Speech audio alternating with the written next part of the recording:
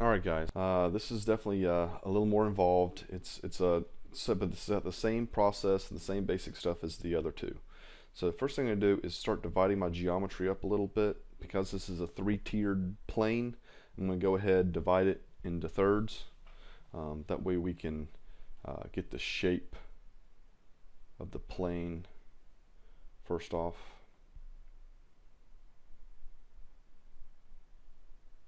So just kind of lining it up in the side view.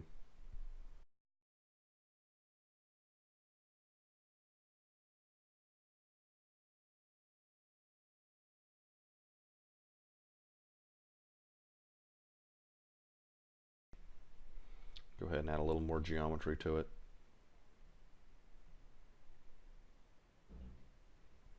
So you have a little bit more that'll work together.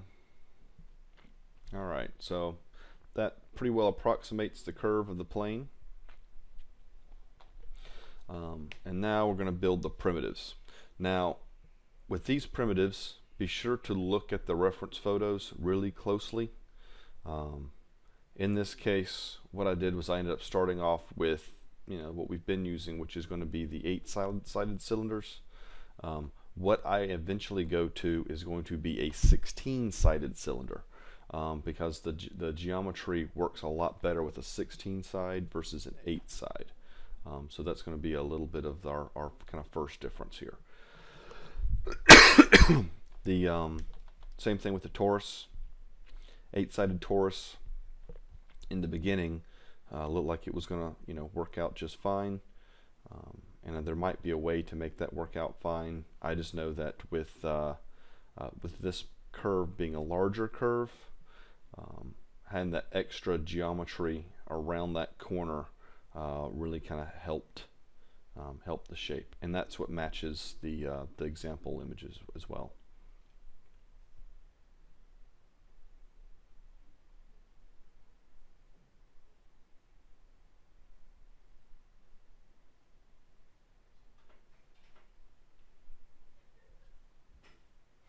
So I'm just kind of lining up, testing the fit of the objects.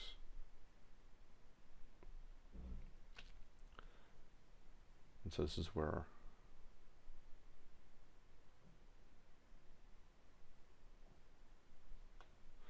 so you only have 2 sections there. What I really need is more. So let's go ahead, upgrade that to 16. And that gives us a lot more resolution.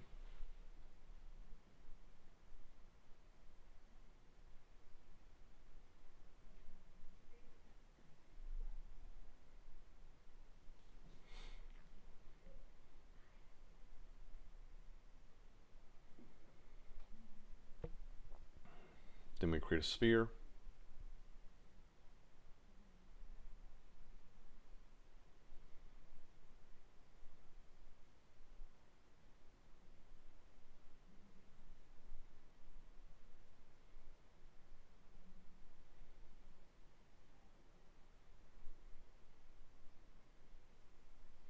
Check the fit on it.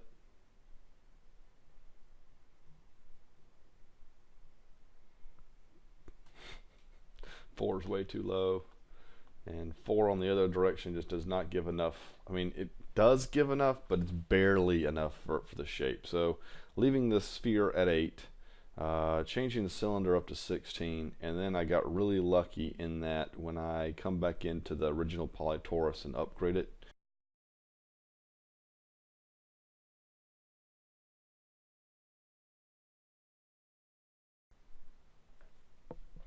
so I got fortunate. Go ahead, delete the shapes of the unneeded geometry. Get here, delete these faces.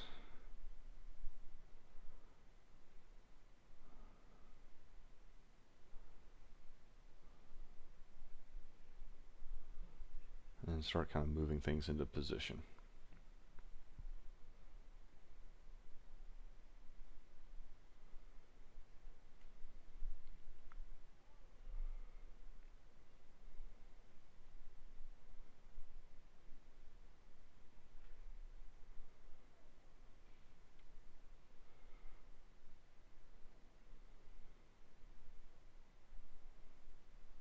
Again, delete unneeded faces, just kind of roughly moving them into position.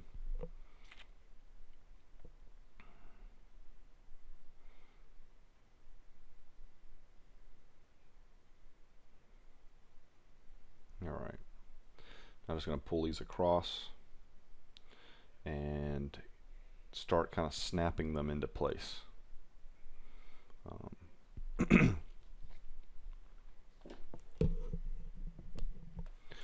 What we're wanting to make sure of is everything's going to line up properly, everything will kind of work properly, and by taking an extra minute here, it's going to save us a little more time further on down the line. At least we hope so, so that the geometry will snap better together.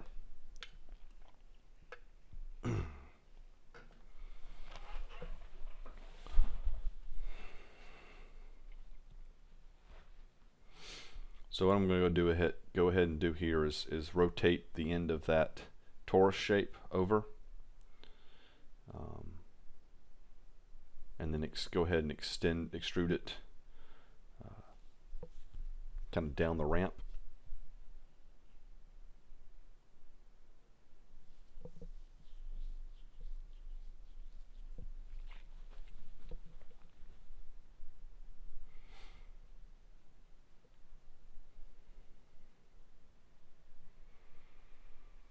Kind of make sure our lines are fairly parallel.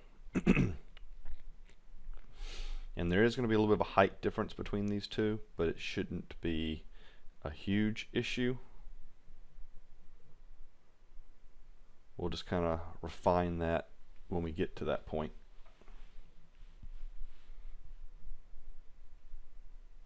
I believe in the final shape it actually does kind of come in just a little bit.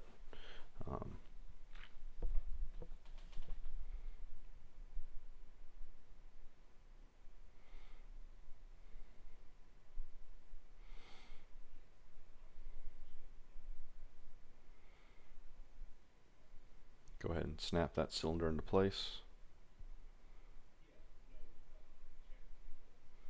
Delete the bottom faces.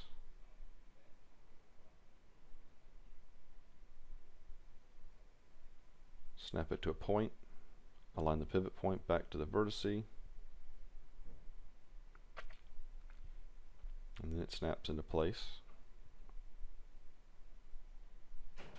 Pull that back, kind of line it up with the plane.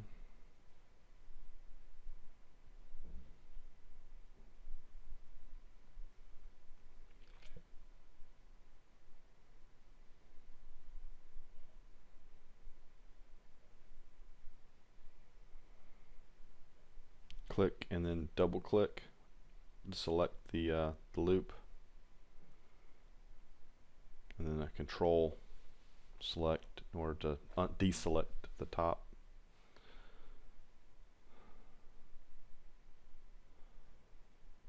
Combine these together. There's a little hanging off down on the bottom down there. We can snap that up to the plane.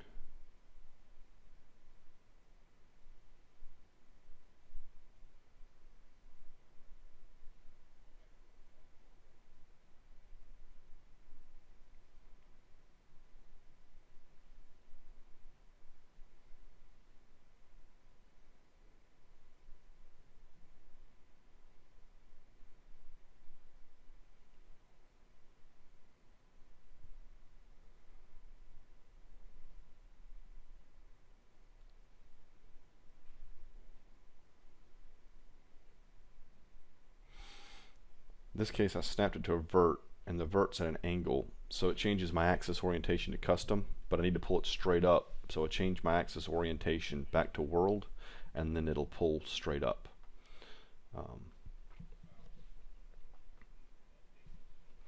You can also decheck the thing where it says you have position and orientation. Decheck orientation. I think it'll do something similar.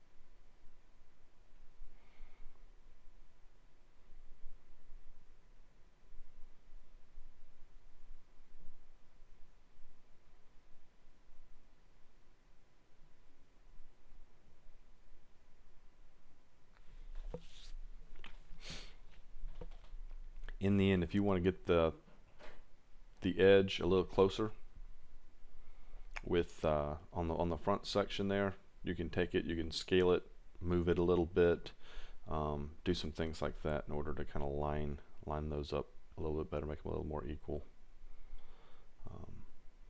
I believe for this example, all I did was kind of snap the two together.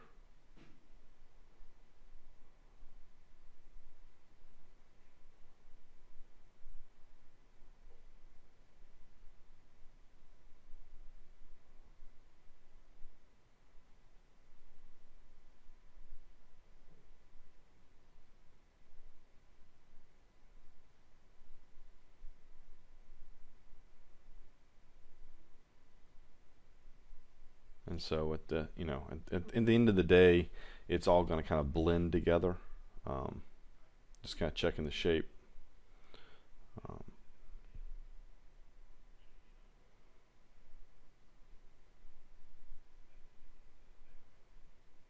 All right, so now for combining the two, I'm going to go ahead and just use multi-cut, add a couple of the little bit of missing geometry, making sure I got edges that are lining up, and then also by holding down Control with multi-cut, we can insert an edge loops. So I'm just going to go ahead and insert a couple around the object that kind of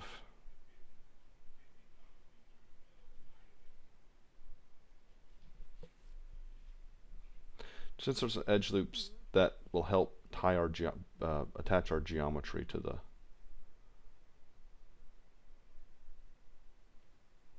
object.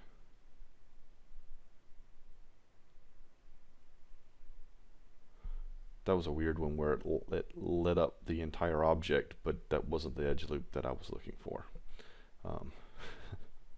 So just kind of keep fencing it in, keep adding edge loops where you need them in order to have the top piece attached to the bottom piece.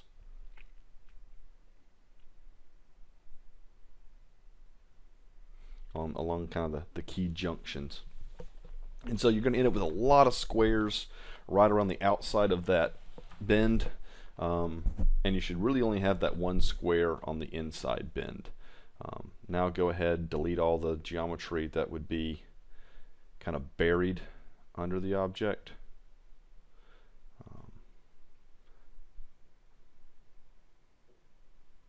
Here, so go ahead and delete that, and then I'll realize I need another edge loop right up on the front. So just go ahead and attach that. All right.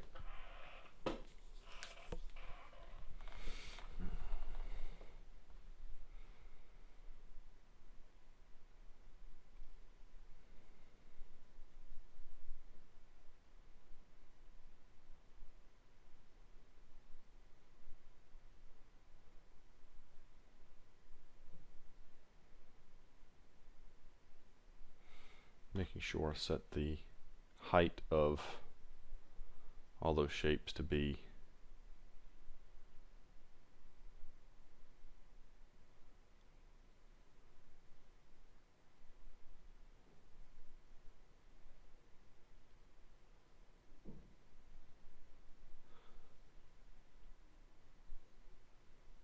just experimenting with something. This I'm just going to pull back.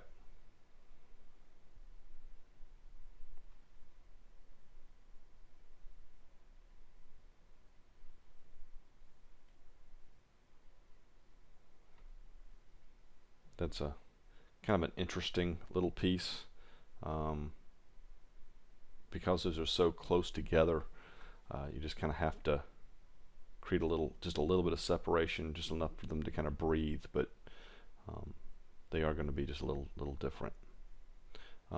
In this case, because the plane really needs to maintain the plane shape, it is much better to, if there's little adjustments that need to be made from the cylinder shape, it's better to adjust the cylinder shape to the plane at this point than it is to adjust the plane to the cylinder. especially along the y-axis, because you don't want to change its altitude any, because that'll create an uneven surface that'll show up.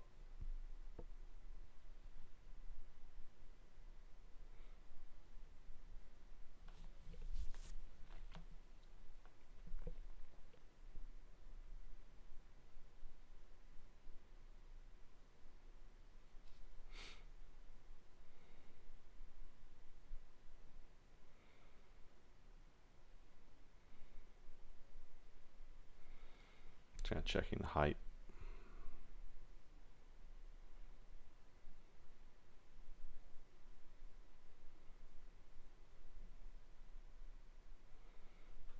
Snap that back in.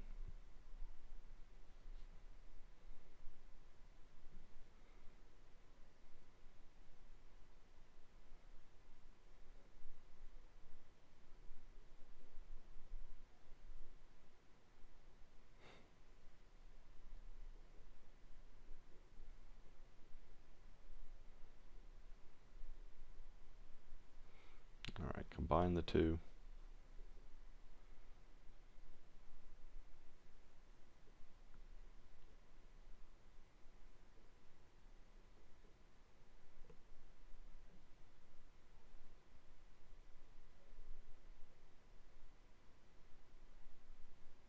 Just make a couple more little vertex adjustments. And then kind of start doing a little bit of an aligning and merging process. So what I'm going to want to do is take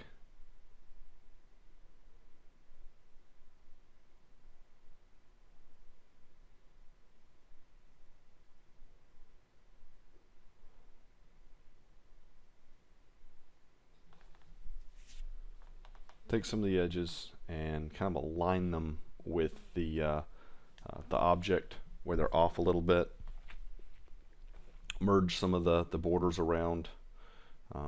Use the append to poly tool to kind of fill in some of the holes, so that we have a kind of a complete mesh. Then we can go back through and really tweak our edge flow. So if we have errors and things like that, we can kind of redress it. Be very careful in this little piece here. It wants to do all sorts of zany stuff. When in doubt, just go from one edge to another edge and keep it kind of simple, even if you have to go and make a few, because yeah, it wants to do odd things.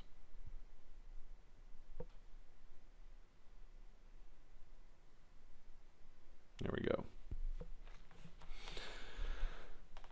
Lots of border edges, lots of areas to merge.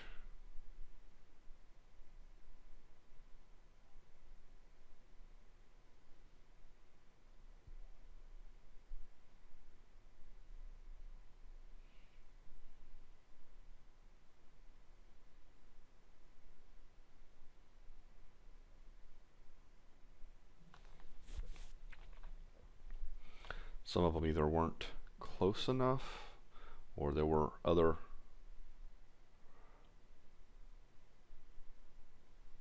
kind of error bits. Yeah.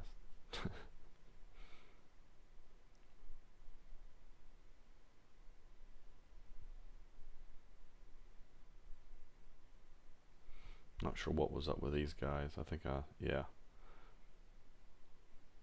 When in doubt, get rid of it and make it again.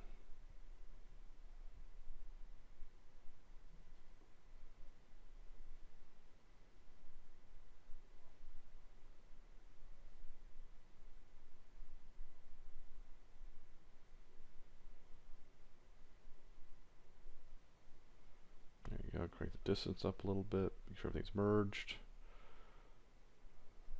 Go. And then take care of the front. One more pin to poly.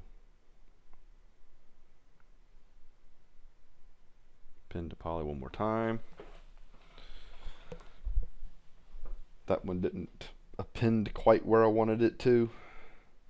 got a vertex over here that's kind of hanging out doing its own thing. It needs to find its buddy. All right, so here's the last one. Here and then there. So now overall we should have our shape. Almost everything should be relatively merged together.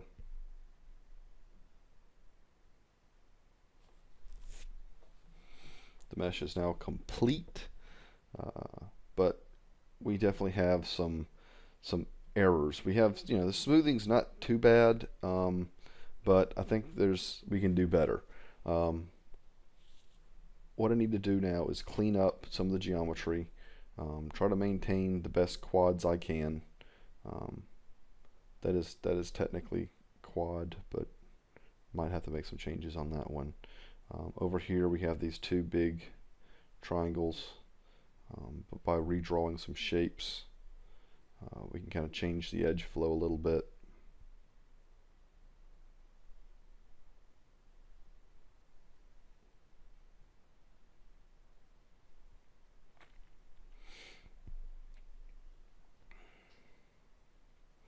And then what I'm going to end up doing is building kind of a fence, right? So I'm just using multi-cut, and I'm trying to do an 80% snap, just to give a little bit of distance, or I should say an 80-20 snap. And I'm just kind of building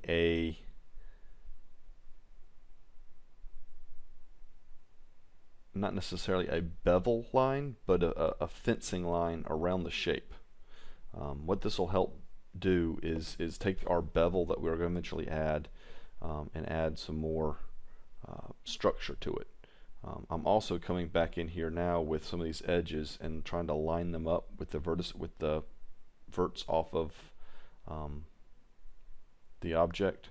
What that does is it keeps our edge flow very linear, okay? Because we're trying to create a planes, like they're nice squares, and I'm just trying to keep everything nice and linear.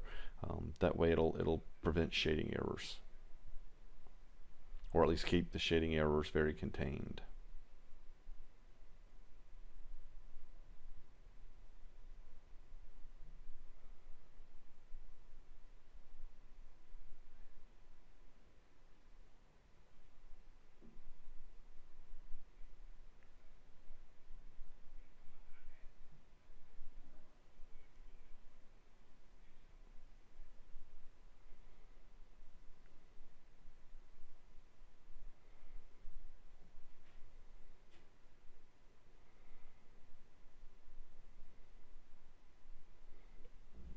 The other sort of advantage of doing this is where I have lots of areas with triangles, this is going to give us an extra edge loop that we can use to help make quads, as it were. Okay.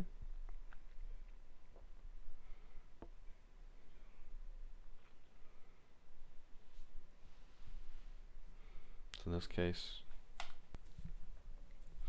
so lining up some edges.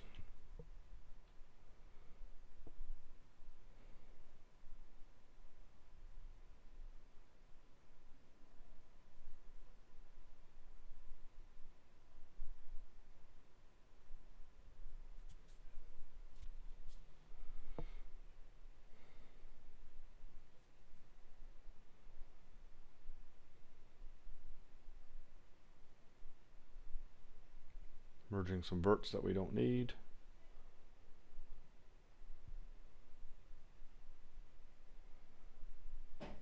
Kind of continuing that trend.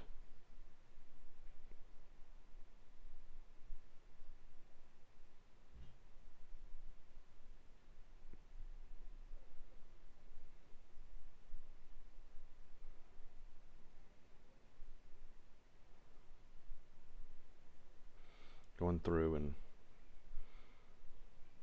deleting these edges here creates kind of a nice fence. And then let's see if we can reconstruct this real quick. So dividing that to that, pulling this one over here, and then I'm just going to kind of reposition this. Now I'm grabbing that little green handle because I don't want it to move at all in the Y direction. I'm just going to move it in the X direction. So it stays nice and flat, and we just kind of spread those edges out a little bit.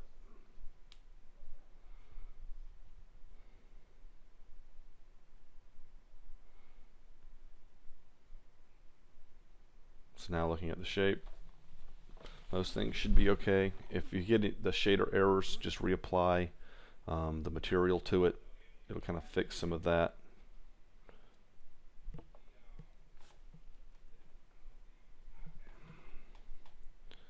Then I'm going to go ahead and create that inset loop.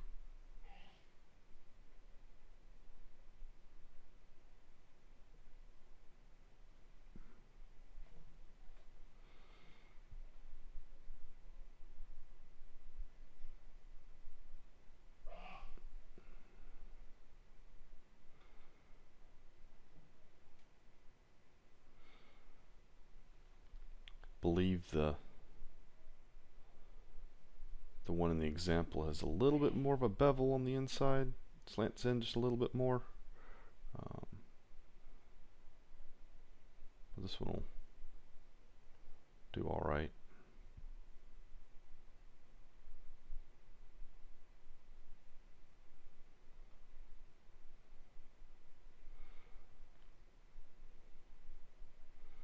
Just like those last two faces, delete them. Hit the wrong Windows button, and then slide and align these to the outside. And that should be the shape. Now all we have to do is go back through, and the last step, as usual, bevel those edges. So in this case, go to bevel, segments 2. I think a fraction ended up being, I think, 0.25, 0.3, something along those lines worked pretty well. And then the outside. So right there where we've already kind of made a nice fence to keep it contained, we just want to continue that. And that's what you really like to see right there, is when you double click on that edge, it sees it as a complete edge loop that you can bevel with a click. When you have that, that usually means that the geometry is going to read right, everything's going to kind of flow, because Maya is actually looking at it and saying, hey, there's an edge loop here, and that usually means that you've connected the geometry pretty well. So overall, pretty close to the original example. All right, good luck, y'all.